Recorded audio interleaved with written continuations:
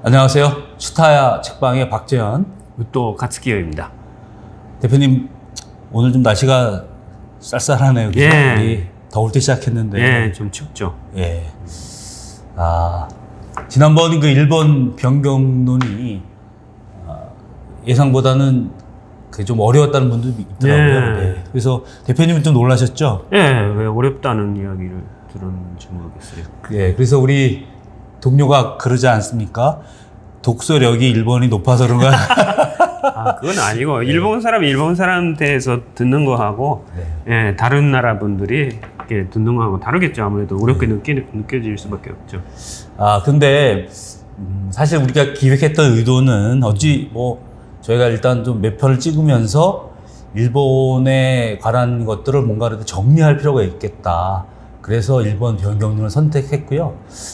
저는 사실은 그 이야기를 하는 과정에서 상당히 좀 이렇게 정리된 과정, 그런 느낌이 있었습니다. 그래서 그렇게 어찌되었든 좀 어려운 고비를 넘겨서 일본 변경론을 했으니 오늘은 좀 아주 가볍고 좀 재밌는 얘기. 우리끼리 이제 음모도 있었습니다만 하여간 이 이름을 팔아서 구독자 수를 더 늘려보자. 그런 거 있지. 그런 제안은 이제 마음도 좀 있습니다. 오늘은 대표님께서 저한테 추천하셨던 그 리주라고 하는 일본에서 요즘 가장 핫한 여자 아이돌 그룹에 관한 이야기, 그들이 어떻게 오디션 프로그램을 통해서 왔는지에 관한 이야기를 하게 됩니다. 그 니지 프로젝트라고 해서 다 보셨어요? 예, 그까지 보셨어요? 다는 못 봤습니다. 그래요? 오디션 프로그램은 한국 것도 잘 안 봤습니다. 왜냐하면은 이게 떨려가지고. 그래요? 그 애가 막 어찌됐든 만약에 9명을 뽑는데 계속 떨어지잖아요. 그게 너무 싫더라고. 그래서 근데 또 일본 아이들이 이렇게 울어요. 또 아이들이 그래갖고 한국 애들보다 더 많이 우는 것 같아. 애들이. 그래서 너무 막 안 됐고 또 그들이 고생했던 이야기를 들으니까 더 마음이 좀 짠했어요. 그런데 그 니지 프로젝트라고 하는 한국에서도 있었던 그 오디션 프로그램 때문에 오늘 이 방송을 하려고 하는 건 아니고요. 유명한 사람이 심사위원장이 혼자 하죠? 예. 혼자예요? 혼자 하게 됩니다. 그가 바로 박진영, JYP 파크. 일본에서 뭐라고 한다 그러셨죠? JY 파크. 네. 박상. 예. 그 박진영 씨가 거기 심사위원장으로 오셔서 그걸 진행하죠. 프로그램이 아마 소니하고 JYP 엔터테인먼트 두 개가 같이 하는 걸로 되는 것 같은데, 그래서 이제 한 2년에 걸쳐서 1차 했고 1차 오디션에 성공했던 친구들을 모아서 한국에 와서 합숙하면서 했던 것 같은데요. 1년 동안이죠. 1년 동안. 작년에 시작됐고, 작년에 일본 8개 도시하고, 그리고 미국의 하와이하고 LA에서 원래 처음에 오디션을 했고요. 1차 오디션. 예. 그 다음에 도쿄에서 4박 5일 동안, 그러니까 연습하면서 거기서 오디션 하는 그런 거, 합숙, 예. 연습을 해가지고, 거기서 원래 26명, 그러니까 1차 오디션으로 26명이 선발된 것이 합숙 오디션에서 도쿄에서 14명으로 지려진 거죠. 그래서 14명이 한국에 와가지고 한국에서 6개월 동안, 그러니까 연습생 생활을 하면서 매번 그 미션이 주어지고 그 미션을 하나씩 소화하면서 최종적으로 그 평가를 받아서 원래 몇 명이 되는지는 몰랐죠. 정해져 있진 않았었나요? 그렇죠. 않았죠. 안 보셨는. 아니, 난 9명으로 얘기했던 것 같은데. 아니요. 전혀 아니에요.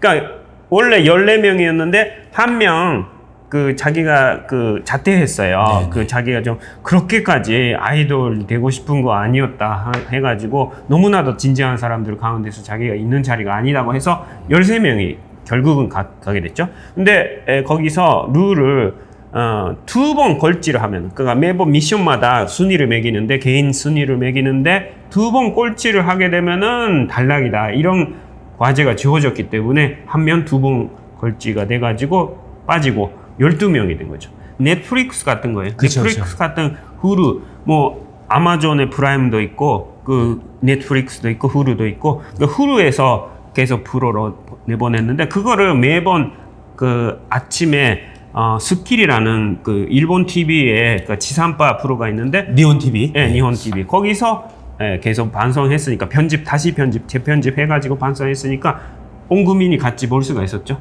그래서 하여튼 그것이 엄청난 인기가 된 것은 사실은 일본에서도 그런 오디션 프로는 많이 있었어요. 일본이 원조겠죠. 예. 그리고 그렇게 최근에도 있기는 있었고 그런데 사실은 K-팝의 인기 때문에 그런 게 되는 거예요. 이번에 왜 그 니지 프로젝트가 그렇게까지 울고 떨어지면 울고 하는 그 심각한 절실한 내용이었냐면은 일본 사람은 당연히 일본의 아이돌도 있는데 일본의 아이돌은 그래도 어떤 하지 못해도 응원해가지고 키워가는 그런 아이돌이거든요. 그래서 일본에서는 그런 포마트밖에 없으니까 그렇게 되든지 아니면 K-팝, 그러니까 자기가 그 K-팝의 그 아이돌들을 보면서 그렇게 되고 싶다 하면은 일본에서 되지 못하는 거니까 바다 건너서 한국에 가가지고 한국에서 외국 생활을 다양살이를 하면서 어렵게 될 수밖에 없는 그런 꿈이란 말이에요. 그러니까 꿈이 차원이 다른 거예요. 그러니까 업데이트된 거예요. 우리 지난번에 얘기했던 그 AKB48 같은 경우도 원래 오디션 프로그램 같은 거였죠. 근데 그걸 전부 다 거의 48명을 다 데뷔시킨 거잖아요. 그렇죠. 그러니까 그 인기 투표로 해가지고 그러니까 실력이 아니라 인기 투표로 되는 거니까 우리의 생활 가운데 있는 거예요. 근데 그거는 K-팝도 똑같아요. 우리 한국 사람에게 있어서는 그냥 아는 친구가 그 가수가 될 수도 있고 아이돌이 될 수 있는 거니까 우리 환경권에 있잖아요. 생활권에 있는 것이 K-팝이니까 한국 분에게는 그렇게 절실하지 않는데 일본 사람은 바다 건너 거기서 그 외국 생활을 하면서 외국어로 배우면서 되는 그런 엄청난 꿈이거든요. 그러니까 그렇게 아주 하고 싶어서 진짜 그렇죠. 절실한 거예요. 거죠. 특히 그 3명의 그 연습생이 있었잖아요. JYP 연습생 3명이 그 속에 들어가 있었는데 그 사람들은 하여튼 그 어린 나이에 마코도 그렇고 유나하고 그 다음에 미희 3명. 3명은 유나 같은 경우는 3년 동안이나 그냥 고생한 거예요. 한국에서 말도 안 통하는 말도 안 통하는 외국 사람인데 가족도 없고 친구도 없고 그렇게 절실히 고생해가지고 되는 게 K-팝 아이돌이에요. 그만큼 절실한 겁니다. 그래서 일단은 절실함이 대단했고 그리고 일본 사람은 아무래도 K-팝의 어떤 수준을 알고 있으니까 더 어떻게 일본 애들이 그렇게까지 할 수 있냐 하는 것이 있으니까 조마조마하면서도 그 엄청난 노력을 하는 것을 보면서 감동하는 거죠. 그게 이제 그 아이즈원이라고 우리가 그 전에 이제 그 일본에서 했던 현직 아이돌이 그 경영이 들어왔을 때 뭐 지난번에도 말씀드렸지만 아니 저렇게 못하는데 어떻게 아이돌이 됐어? 라고 생각했는데 대표님께서 이제 일본에서는 아이돌의 개념이 좀 다르니까 근데 우린 완성형이잖아. 사실은 이제 그 방송에 나왔다 하면 얘들은 거의 완전한 존재로 나와야지 뭐 어설프게 뭐 춤 하나 틀렸다 그러면 사실은 그건 한국에서는 있을 수 없는 일이거든요. 그게 그러니까 그런 아이돌들은 아예 나올 수가 없으니까. 그러니까 사실은 그런 게 진짜 그 주는 긴장감이나 이런 게 배가 되잖아요. 그래서 제가 다 못 봤다니까요.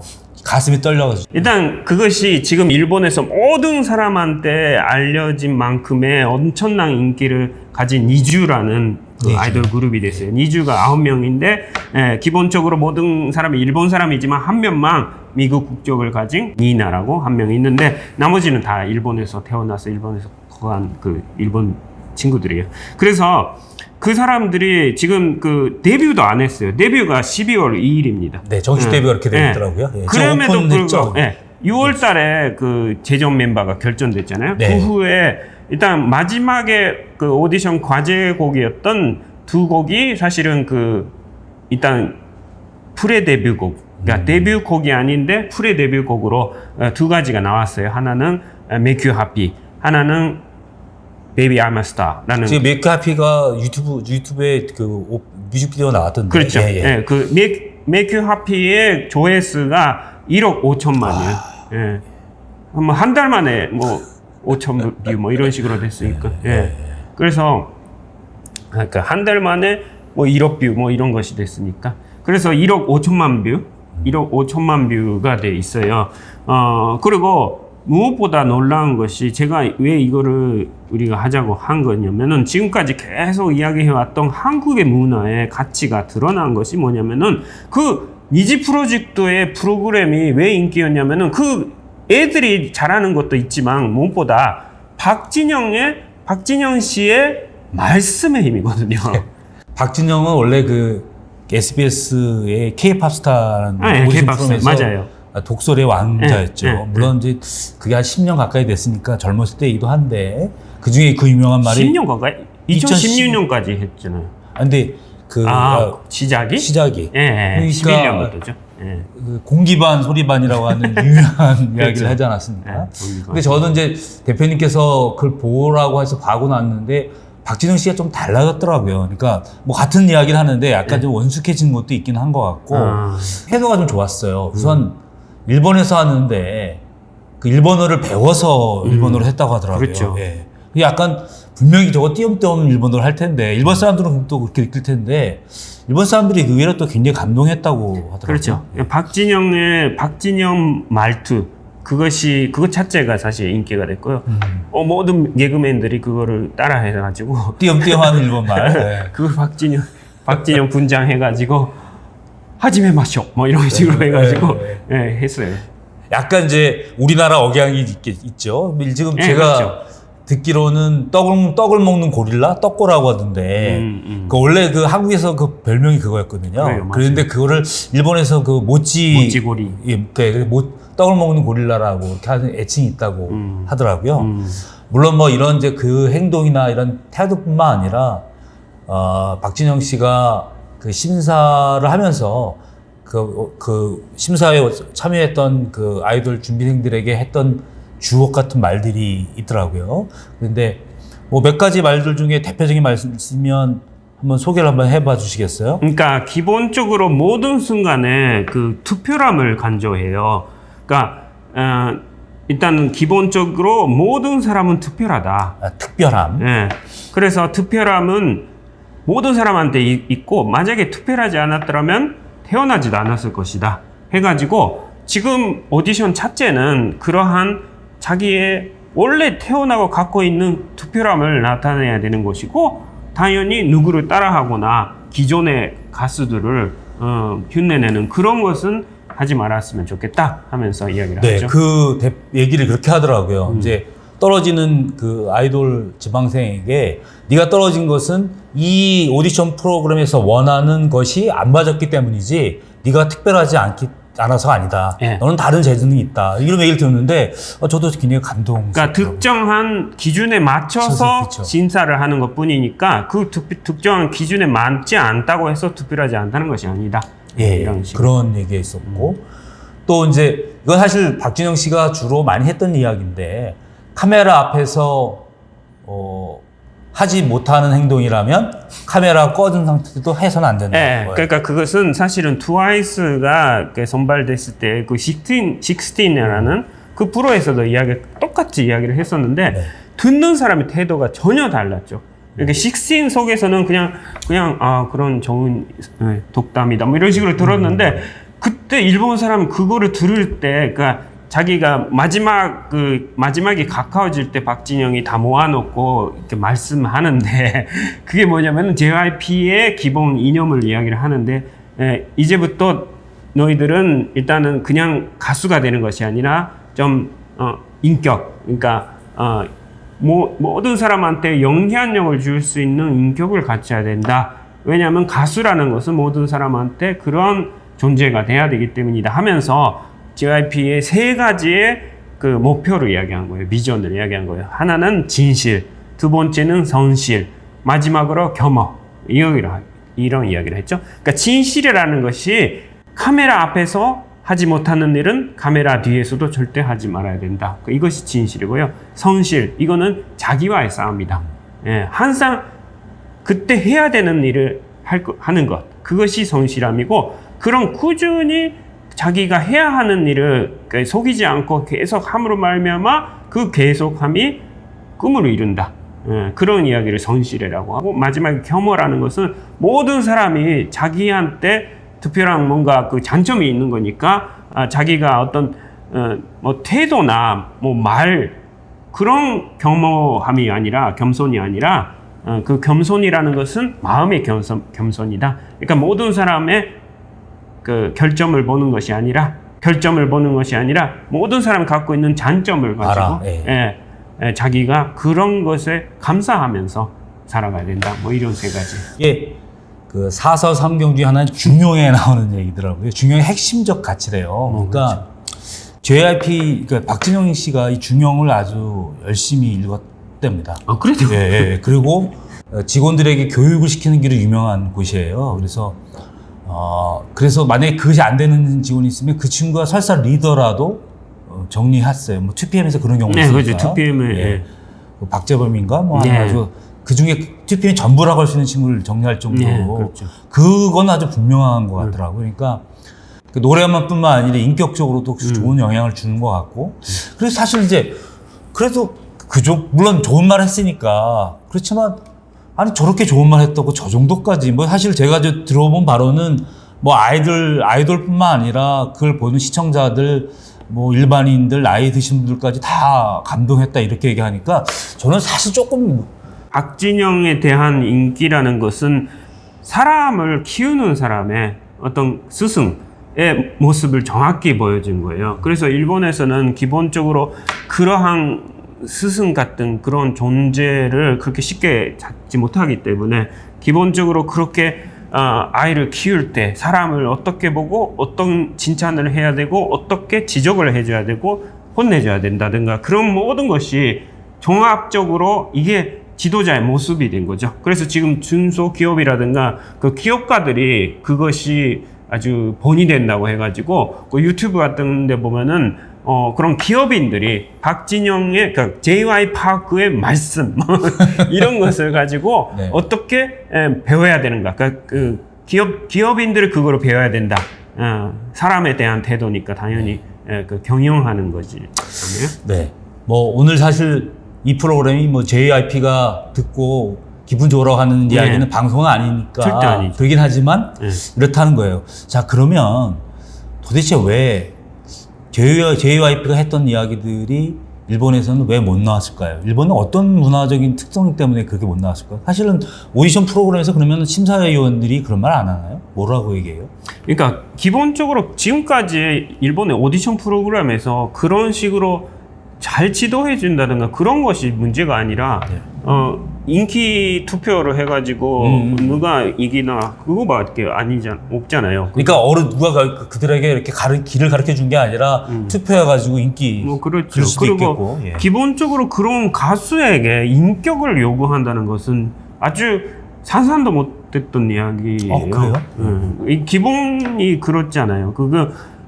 학교도 아니고 그 노래라는 그야말로 특정한 그런 재능을 이렇게 보여주는 것이 가수이기 때문에 근데 그것이 일본에 제가 말씀드리고 싶은 것은 한류붐의 사실은 원점이 그거예요. 제가 생각하기에는 그 겨울연가의 시작으로부터 뭐 그러니까 대장금. 그런 모든 한국에 사실은 뭐 드라마는 대사가 있잖아요. 대사. 그리고 그 OST 음악이 있잖아요. 그게 가사가 있어요. 그러니까 한국의 대사들은 정말 그 명언들이 많아요. 한국 분들이 그거를 모르시는데 일본에서는 그게 그 말에 뿅 가는 거거든요. 그러니까 말씀의 힘이에요. 아, 그러네요. 프로그램도 뭐 춤을 잘 가르쳤다 이런 거보다는 그 박진영 씨가 했던 이야기라든가 이런 말이네요. 그렇죠. 그러니까 말의 힘입니다. 그리고 일본 사람은 어떤 것을 말할 때 그런 아주 기본이 되는 이야기를 이렇게 또박또박 이야기를 한다든가 그런 직설적인 어떤 전달법이 없어요. 일본에는. 일본 말은요 돌려서 말하는 거고 돌려서 말하는 것이고 결코 자기가 어떤 선생님이다 자기가 스승이다 하는 말은 못해요. 기본적으로는 가르침이라는 그런 것은 따라 배우는 것이고 그래서 알아서 배워야 되는 거군요. 알아서 배우는. 예, 예를 들어 직설적인 말의 대표는 I love you죠. 사랑합니다. 내가 너를 사랑한다. 이 말 자체가 일본에서는 안 쓰는 말입니다. 아이시테르 이 말은 일본 사람 안 쓰는 말이에요. 사랑한다는 말은 안 사랑한다는 말 안 써요. 제가 만약에 일본 사람으로 태어났죠? 태어났는데 일본에서 그냥 살았다면은 네. 평생 안 썼던. 아니 그러면 연인 사이에서 사랑한다는 말 아니야. 고백할 때 좋아한다고 말하죠. 아 좋아한다. 네. 좋아한다. 좋다. 스키데스. 네가 좋다. 형용사. 네. 내가 좋다. 내가 좋다. 그러니까 내 마음에 좋아하는 마음이 있다. 형용하는 거죠. 자기 상태, 마음의 상태를 형용하는 거. 이거는 있어요. 그러나 내가 너를 사랑한다. 이게 동사잖아요. 이런 화법은 일본에는 없어요. 그래서 뭐냐면은 처음에 일본에서 그 I love you라는 말이 들어왔잖아요. 그 근대화가 되어가면서 서양의 문학이 번역되기 시작한 거죠. 처음에 예를 들어 일본의 근대를 대표하는 소설가로서 나츠메 소세기가 있어요. 나츠메 소세기가 영어 선생님이거든요, 원래. 영국에도 유학 갔다 그렇죠. 하셨죠. 그래서 사실은 영국이나 그런 서양의 어떤 개인주의라든가 그런 소설, 그러니까 개인의 어떤 중심적인 어떤 그 이야기를 가지고 소설을 쓴다는 사소설, 뭐 이런 것이 일본에서 처음으로 시도할 수 있었던 것이고, 근데 그 사람이 I love you를 어떻게 번역하냐 하는 수업에서, 자기 영어 수업에서 질문을 했어요. 그랬더니 나는 너를 사랑합니다. 뭐 이런 식으로 대답한 학생이 있었어요. 무슨 말이냐? 그런 일본말 어딨어? 이렇게 하면서 뭐라고 번역한다고 했는지 아세요? 뭐라고? 달이 이쁘네요. 이렇게 번역한다. 아 진짜로? 달이 이쁘네요. 이렇게 번역해야 된다. 이랬다는 거예요. 그게 무슨 말이냐면 아우 피곤해. 생각만 해도 피곤해. 그러니까 내가 너를 사랑한다. 이게 너무 직설적이다. 이게 알고 같이 달을 보면서 공감하는 마음. 야. 달이 이쁘네요. 네, 이쁩니다. 이것이 사랑이다. 이렇게 번역해야 된다. 이렇게 진짜로 말했다는 거예요. 그러니까 박진영 씨가 착하게 똑바로 살아야 되는 얘기하면 똑바로 살아야 돼. 그럼 만약에 박진영 씨가 일본 사람이면 이렇게 얘기했을까요? 그거 문도 달 좀 닦고 다니고 그렇죠. 그런 식으로 얘기하겠네요, 그죠? 뭐 그런 예를 들어 돌려서 얘기할 테니까. 그리고 트르게네프라는 러시아의 소설가. 트르게네프의 작사랑, 그러니까 가타코이라고 일본말을 하는데 짝사랑이라는 짝사랑. 네. 짝사랑이라는 소설이 있어요. 그거를 후타바테 시메라는 또 뭐 나츠메 소세 시대의 그 유명한 소설가가 번역을 했어요. 네. 그때 I love you가 나와요. 네. 뭐라고 번역한지 아십니까? 죽어도 됩니다. 이렇게 번역했다는 거예요. 아 진짜요? 죽어도 됩니다. 내가 당신을 위해서 죽어도 됩니다. 그러나 절대로 I love you라고는 번역을 못한 아니 거예요. 왜 못했을까요? 나 당신은 그런 말이 없으니까. 그 개념이 없으니까. 러브라는 사랑이라는 것은 일본에서는 아이시테이마스 그러죠? 그 네. 아이는 에라는 한자를 음독을 한 것입니다. 그러니까 그대로 음을. 근데 일본 영화에서 아이시대로 하는 거 들은 것 같은데. 그러니까 아이시테르가 애합니다라는 뜻이에요. 애합니다. 사랑, 아이, 네. 아이, 사랑의 애자를 가지고 애합니다. 그러니까 외로우란 말이에요, 내가. 그러니까 외로워. 자기 감정을 그렇게 표현하지 못하는 거죠. 원래가 없었죠. 일본의 고전을 아무리 뒤져봐도 아이라는 말을 안 나와요. 달이 이쁘다. 야. 네, 근대가 되고 들어온 개념이고, 그거는 원래 성경책을 처음으로 번역할 때 어떻게 이 러브라는 서양의 개념을 어떻게 번역하냐 하니까 중국의 성경책을 보면서 아이라고 번역했었어요. 근데 일본에서는 원래 아이라는 한자는 불교 국가였기 때문에 그냥 당하라고 아주 뭐랄까 좋아하는 성애라든가 그런 것은 있는데 무슨 가짜에 뭐라 그러지? 할애라고 하는 할애. 그러니까 탐욕스럽게 탐욕스럽게 그거를 갖고 싶어하는 이게 아이예요. 그러니까 좋은 의미 아니에요. 좋은 의미가 아니네요. 좋은 의미 아니에요. 그랬더니 일단 중국에서는 아이라고 애라고 번역했던 것이고, 원래 중국에는 유교의 전통이 인이라는 것을 곤자님이 인이라는 게 뭐냐 하면서 애인이라고 표현했어요. 사람을 사랑하는 것이다. 애인. 이런 식으로 인이라는 뜻의 아이라는 개념은 일본에서는 원래 안 들어가 있었던 것이고. 그러면 잠깐만 우리는 사랑한다는 말이 있었나? 그거는 원래 그러니까 한국에서 한글이 잔재돼 가지고 네. 1460 몇 년도에 내가 지금 일본 사람한테 우리나라 아니요. 한국말이 있냐고 물어보는데 능엄경 원해라는 불교의 견전을 번역할 때 사랑이라는 말이 나와요. 그러니까 사랑이라는 말이 한자 아니죠? 아니죠. 사랑이라는. 한글이죠. 예, 예. 예, 아래아지만 아래아로 아, 사. 예, 그렇죠. 예, 예. 그게 능엄경 원에 나오니까 처음으로 이렇게 한글이 잔재됐을 때도 있었어요. 그러니까 오래된 그런 감정, 그런 표현들이 있었던 거예요. 물론 지금의 사랑하고는 좀 다를 것이고 그 사람 관심 갖고 생각한다는 뜻이지만 그래도 같은 사랑의 맥락으로 그렇죠, 그렇죠. 이렇게 했었죠. 그러니까 그것이 바로 한국의 고유란 말이에요. 그러니까 난 널 사랑해 뭐 이런 노래. 내가 너를 사랑해 뭐 이런 네. 노래가 있잖아요. 일본은 없어요. 예를 들어 달이 좋아 이렇게 되는군요. 그게 아니라 영어로는 쓰죠. I love you. I love you. 그 오자키 유타가의 I love you 이거 한국에서도 예, 있죠. 리메이크 됐죠. 리메이크 됐죠. I love you라고 하는데 난 너를 사랑해 이렇게 부르지 않는단 말이에요. 너무 안 맞으니까. 그걸 못 받는구나. 그러니까 그렇죠. 이제 그런 감정을 직설적으로 설명하는 것이 어려우니까. 한국에서는 인사말이에요. 거의 뭐 집에서 애를 엄마 너 그러니까 니 사랑해 뭐 안 하면 막 엄청 싫어하죠. 그렇죠. 그 하여튼 가족 간의 인사고 제가 그 옛날에 애를 키웠을 때 한글 교재가 있었는데 그 비디오가 있었는데 노래 주제가가 뭐냐면은 엄마 아빠 사랑해요 편지도 쓸 수 있겠죠. 편지를 한글을 배우면 편지를 쓸 수 있는데 편지 내용이 정해져 있어요. 네, 네. 엄마 아빠 사랑해요. 이 사랑이라는 말은 기본이에요. 아니 그러니까 지금 대표님께서 아까 그 달이 좋다라고 해야 한다고 했다니까 진짜 그렇게 그러니까 생각이 없는 개념에서 이야기를 던지니까 그래서 박진영 씨가 하는 그런 말들이 일본 분들한테는 엄청나게 충격적으로 와닿아. 저렇게도 표현할 수 있겠구나 이렇게. 그러니까 사실 진실, 성실, 겸손, 겸허 이런 것은 너무나도 기본적인 도덕이잖아요. 그렇죠. 예. 그런 것을 나한테 눈을 똑바로 보면서 그것이다 해주는 사람은 평생 없어요. 정말로. 진실, 성실. 아니 일본 사람들이 너무 진실해서 그런 거 아닌가? 너 진실되게 살아야 돼 이런 얘기 하는 건 진짜 엄청난 신뢰겠네요. 일본에서는 만약에 그러면.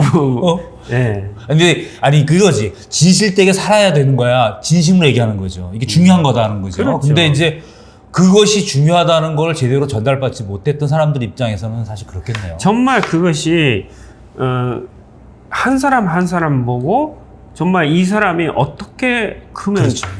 어떻게 말하면 클 수 있을까? 어떻게 말하면 상처를 안 받을까? 이런 것이 다 보여요. 그리고 정말 그 사람한테 필요한 말씀을 이렇게 전달한다. 이 말씀이라는 말을 제가 왜 자꾸 말하냐면은 일본 말에 없는 말이거든요.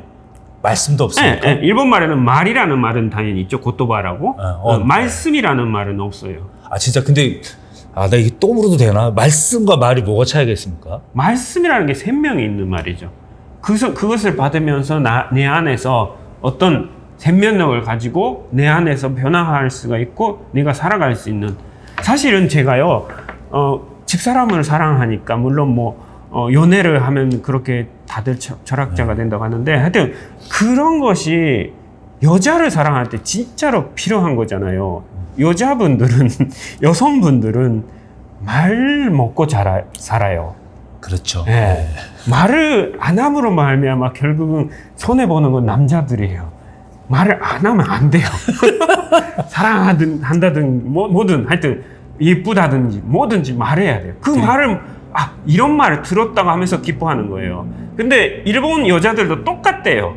그러나 일본 남자들은 말을 안 하는 거고 못 하는 거예요.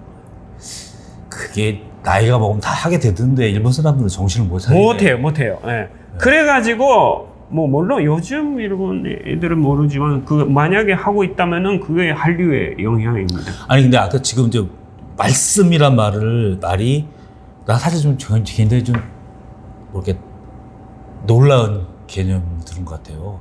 아까 말은 있었지만 말씀이라는 게 없다는데 진짜 말에 왜 말씀을 했을까? 그 말에 가지고 있는 어떤 특별한 느낌, 힘을 말씀이라 한다는 말씀이죠. 그렇죠. 그러니까 그것이 나 안에서 뭔가를 움직일 수 있는 격동하는 것을 말씀이라. 그러니까 겨울연가를 봤을 때 일본 아줌마들은 그거를 본 거예요. 이 배현준의 말씀에 마음이 뭐 움직여서 뭐 어쩔 수 없는 거예요. 그 우리 어머니로부터 우리 어머니가 완전 겨울연가에 빠져가지고 그 배현준 씨의 그 말씀을 알고 싶다고 한국말 공부를 시작하셨잖아요. 그 나이에, 연세에. 그러니까 난 말씀 나 이번에 좀 잘 생각해 곰곰이 들어가 봐야겠다. 그러니까 내가 누군가에게 의미 있는 이야기를 한다면 네. 그 이야기는 말씀이 되는 거예요. 그렇죠. 특히 여자분들은, 여성분들은 그렇지. 항상 그게 민감해요. 그러니까 일본 여자들의 마음을 사로잡은 게 한류라는 거예요. 그리고 동반신기라든가 그런 그 남자 아이돌이 가가지고 거기서 정말 다정한 말을 쉽게 말할 수가 있어요, 한국에. 그렇죠. 그렇구나. 네. 일본 애들은 그런, 아무리 성숙돼도 그런 말 못하니까 한국의 이 젊은이가 어떻게 이런 여자의 마음을. 우리가 정도 나이가 돼서 이제 힘 떨어질 때 얘기하는 건데. 하여튼 그래서 예절이 바르고 그 어른을 대하는 법을 알고 있고, 그리고 언어의 힘이, 그 대화의 어떤 법이 사실은 일본에는 없는 어떤 마음을 잡는 그런 것이었기 때문에 동방신기라든가 일본에서 히트를 친 남자 아이돌은 여자의 마음을 잡은 거예요. 아니 그래서 일본 남자들이 좋아하는 아이돌은 없구만 우리가. 그래도 소녀시대라든가 그 순수히 이쁘고 뭐. 네.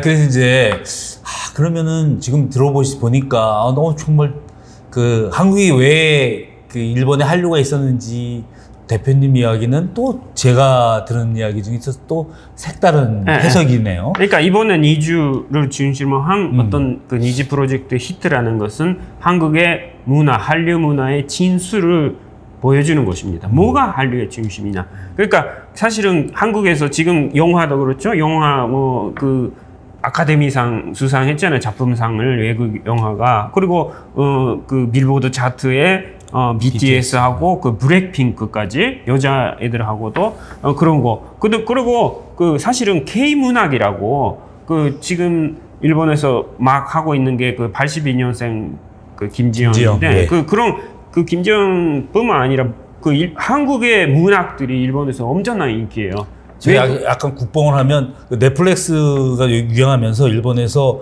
그 드라마 붐이 많대요. 사랑의 불시착인가 뭐 있잖아요. 그렇죠. 그런 류의 드라마를 보면서 일본인들이 그런데 어떻게 주조연을 막나 저렇게 연기를 다 잘하냐. 물론 뭐 그 배우 현빈이나 그 친구뿐만 아니라 다 그래서 그렇다는 거예요. 예. 드라마는 대사의 힘이죠. 그리고 그러니까. OST가 한국의 드라마는 많아요. 일본은요, 주제가가 있고 뭐 엔딩 음악이라는 게 있지만 주제가 한 곡밖에 없거든요. 드라마에는 없거든요. 근데 한국에서는 그 드라마가 진행되면서 OST 곡이 나오잖아요. 노래가 자꾸 나와요. 그리고 지금까지 그때까지 참여 안 했던 가수가 갑자기 거물 가수가 나왔던 간에 그 참여해가지고 테마가 나오죠. 예. 점점 나와. 그 노래의 힘도 사실은 일본에서 그게 있는 거예요. 그래서 그것이 언어에 갖고 있는 그 말씀의 힘이라는 것은. 자, 그러면 말씀 힘 얘기하셨어요. 예. 그러면 일본은 왜 그런 말씀의 힘이 없는 거예요? 그건 뭐 약간 수줍어서 그런 거예요? 아니면 왜 이야기를 전달하면 아니 저는 왜 이렇게 뭐 물론 예둘러서 얘기하는 건데 알겠어요. 뭐 원래 스타일이 그런 경우가 있으니까. 그렇지만 말이 가지고 있는 힘이라는 건 결국 뭔가 아까 말씀이라든가 이런 말이야 하는 얘기인데. 뭐 일본에서도 말의 힘이라는 거는 있죠. 일본 문화에도 그렇죠. 당연히 시라든가 그 노래라든가 노래 가사라든가 다 똑같대요. 그러나 거기에 중심적인 사상이 없는 거죠. 그건 뭐 지금까지 쭉 이야기했던 내용이고 일본은 사상이 없어요. 그러니까 말이 힘을 갖는다 하는 것은 한국도 일본도 똑같은데 일본에는 없는 것이 사상이에요. 한국은 사상의 나라거든요. 하긴 아주 속된 말로 딴따라라고 하는 JYP도 주명을 그렇죠. 읽고 그러니까 그것이 하니까. 산진적이라니까요. 네. 그 가수가 어떻게 스승님이 되는 거 사상을 이야기하는 거예요. 그만큼 그렇죠. 모든 사람한테 결국은 사람을 이끌어간다는 그런 측면에서는 다 스승의 자격이 있는 거고 그런 소질이 있는 것은 한국의 문화의 힘이거든요. 근데 그게 사상의 힘이에요. 국조 당군 할아버지 때부터 홍익 인간 제세 이하 뭐 이런 거잖아요. 그런 것이 다 어떤 불교 사상 들어올 때도, 유교 사상 들어올 때도, 기독교 사상 들어올 때도 항상 그 사상을 가지고 한국 사람이 심취하고, 그거를 말씀에, 그 사상이 있는 말에 어떤 목숨을 걸고 그런 거예요. 뭐 자익도 이익도 똑같이 거의 그래요. 저희 미치죠 그런 거. 하여튼 그 공산주의, 뭐 이념이나 생각이나 주체 사상, 그런 거 목숨 걸잖아요. 불 지르고 죽고 뭐 이런, 그게 사상이에요. 그 사상. 그런데 뭐